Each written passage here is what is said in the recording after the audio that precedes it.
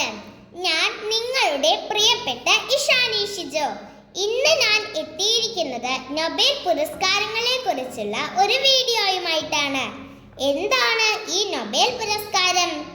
Nobel സമ്മാനം എന്നത് ഭൗതിക ശാസ്ത്രം, രസതന്ത്രം, വൈദ്യശാസ്ത്രം, സാഹിത്യം, സമാധാനം, സാമ്പത്തിക ശാസ്ത്രം എന്നീ 6 മേഖലകളിൽ മനുഷ്യരാശിക്ക് ഏറ്റവും വലിയ സംഭാവനകൾ നൽകിയ വ്യക്തികൾക്ക് നൽകുന്ന അന്താരാഷ്ട്ര പുരസ്കാരങ്ങളുടെ ഒരു കൂട്ടമാണ്. 1895 സ്വീഡിഷ് ശാസ്ത്രജ്ഞനായ ആൽഫ്രഡ് നൊബേൽ ആണ് ഇത് സ്ഥാപിച്ചത്. ലോകത്തിലെ ഏറ്റവും അഭിമാനകരമായ സമ്മാനങ്ങളായി ഇത് കണക്കാക്കപ്പെടുന്നു. നൊബേൽ പുരസ്കാരത്തിന്റെ പിന്നിലെ കഥയൊന്നറിഞ്ഞാലോ? സർ ആൽഫ്രഡ് നൊബേൽ ഒരു രസതന്ത്രജ്ഞനും എഞ്ചിനീയറും ബിസിനസ്സുകാരനും ഒരു മനുഷ്യ സ്നേഹിയുമായിരുന്നു. ചുരുക്കി പറഞ്ഞാൽ ഒരു സകലകലാവല്ലഭൻ. ഡൈനാമിറ്റിന്റെ കണ്ടുപിടുത്തമാണ് ആൽഫ്രഡ് നൊബേലിനെ ശരിക്കും വിശ്വപ്രസിദ്ധനാക്കിയത്. നൈട്രോഗ്ലിസറൈൻ എന്ന സ്ഫോടക വസ്തുവിനെ എങ്ങനെ സുരക്ഷിതമായി കൈകാര്യം ചെയ്യാമെന്ന പരീക്ഷണങ്ങൾക്കിടെ നടന്ന സ്ഫോടനത്തിൽ സ്വന്തം സഹോദരനെ പോലും നൊബേലിന് നഷ്ടപ്പെട്ടിട്ടുണ്ട്. ഡൈനാമിറ്റിന്റെ പേറ്റന്റ് ലഭിച്ചതോടെ അക്കാലത്തെ ഏറ്റവും വലിയ ലോക സമ്പന്നന്മാരിൽ ഒരാളായി മാറി ആൽഫ്രഡ് നൊബേൽ. എന്നാൽ ആ സന്തോഷത്തിന്റെ നാളുകൾ അദ്ദേഹത്തിന്റെ ജീവിതത്തിൽ ഏറെ നാൾ നീണ്ടുനിന്നില്ല. മാനവരാശിയുടെ പുരോഗതിക്കായി താൻ നടത്തിയ കണ്ടെത്തൽ ഏറ്റവും അധികം ഉപയോഗിക്കപ്പെടുന്നത് യുദ്ധങ്ങളിൽ സർവനാശം വിതയ്ക്കാനാണെന്ന തിരിച്ചറിവാണ് അദ്ദേഹത്തിന്റെ അവസാന കാല ജീവിതത്തെ ദുഃഖഭരിതമാക്കി മാറ്റിയത്. സ്ഫോടക വസ്തുവിന്റെ പേറ്റന്റിലൂടെ കുവിഞ്ഞുകൂടിയ സമ്പത്തിന്റെ വലിയൊരു ഭാഗം ഭൗതിക ശാസ്ത്രം, രസതന്ത്രം, വൈദ്യശാസ്ത്രം, സാഹിത്യം, സമാധാന പ്രവർത്തനങ്ങൾ എന്നീ മേഖലകളിൽ ലോകത്തിലെ ഏറ്റവും മികച്ചവർക്ക് പുരസ്കാരം നൽകാനായി അദ്ദേഹം നീക്കിവെക്കുകയായിരുന്നു. തന്റെ വിൽപത്രത്തിലായിരുന്നു അദ്ദേഹം ഇക്കാര്യം രേഖപ്പെടുത്തിയത്. നൊബേൽ പുരസ്കാരത്തിന്റെ ചരിത്രം അവിടെ നിന്നാണ് തുടങ്ങുന്നത്. 1833 ജനിച്ച സർ ആൽഫ്രഡ് നൊബേൽ 1896 തന്റെ 63-ാം വയസ്സിൽ മരിച്ചു. 1900 നൊബേൽ ഫൗണ്ടേഷൻ രൂപീകരിക്കപ്പെടുന്നത്. 1901 മുതൽ നൊബേൽ പുരസ്കാരം നൽകിപ്പോരുന്നു. ജാതി, മത, വർഗ, വർണ്ണ, ലിംഗ, രാജ്യവ്യത്യാസമില്ലാതെ ഈ പുരസ്കാരം നൽകിപ്പോരുന്നു. 1969 ബാങ്ക് ഓഫ് സ്വീഡൻ ആണ് ആൽഫ്രഡ് നൊബേലിന്റെ സ്മരണാർത്ഥം സാമ്പത്തിക ശാസ്ത്രത്തിലും നൊബേൽ പുരസ്കാരം ഏർപ്പെടുത്തിയത്.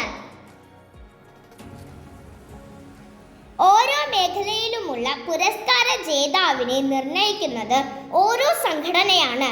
അത് ഇനി പറയും പ്രകാരമാണ്. 1. ഭൗതിക ശാസ്ത്രവും രസതന്ത്രവും, royal Swedish academy of science. 2. വൈദ്യശാസ്ത്രം, സ്റ്റോക്ക്ഹോമിലെ കരോലിൻസ്ക ഇൻസ്റ്റിറ്റ്യൂട്ട്. 3. സാഹിത്യ പുരസ്കാരം, സ്വീഡിഷ് അക്കാദമി. 4. സമാധാനം, നോർവീജിയൻ പാർലമെന്റ്. 5. സാമ്പത്തിക ശാസ്ത്രം, സ്വീഡന്റെ royal academy of sciences. Nobel പുരസ്കാരത്തെക്കുറിച്ചുള്ള ചില പ്രധാന വസ്തുതകൾ.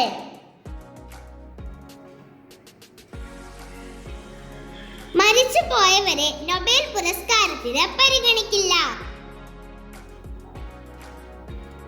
സ്വയം നാമനിർദ്ദേശം ചെയ്യാനാകില്ല.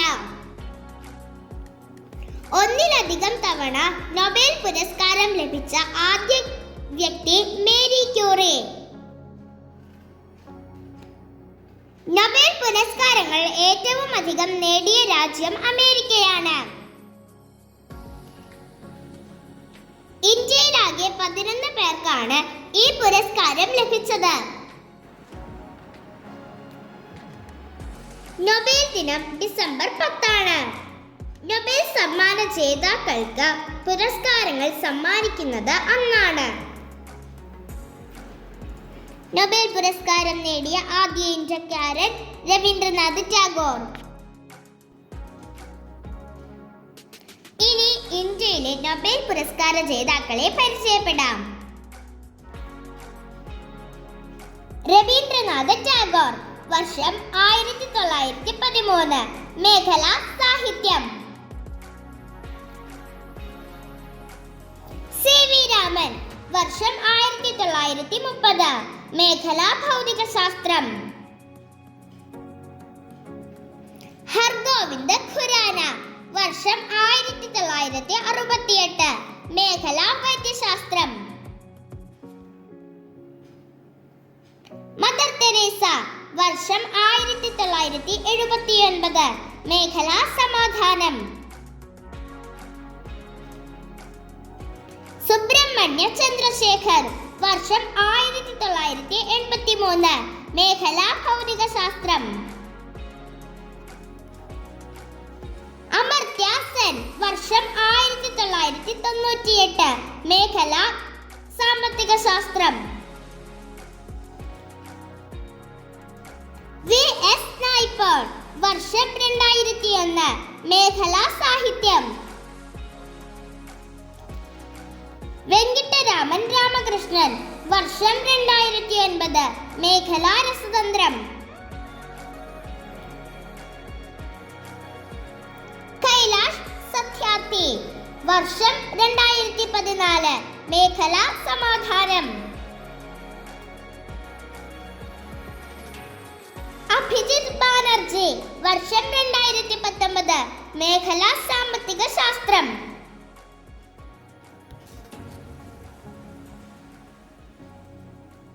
ഇനി 2025 നൊബേൽ പുരസ്കാര ജേതാക്കളെ പരിചയപ്പെടാം.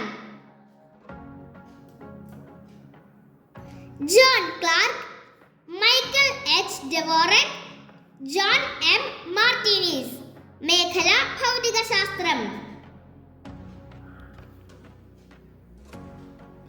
Mary E Brunkow, Fred Ramsdell, Shimon Sakaguchi, മേഖല വൈദ്യശാസ്ത്രം. മരിയ കൊറീന മച്ചാഡോ, മേഖല സമാധാനം. ലാസ്ലോ ക്രാസ്ന ഹോർക്ക, മേഖല സാഹിത്യം.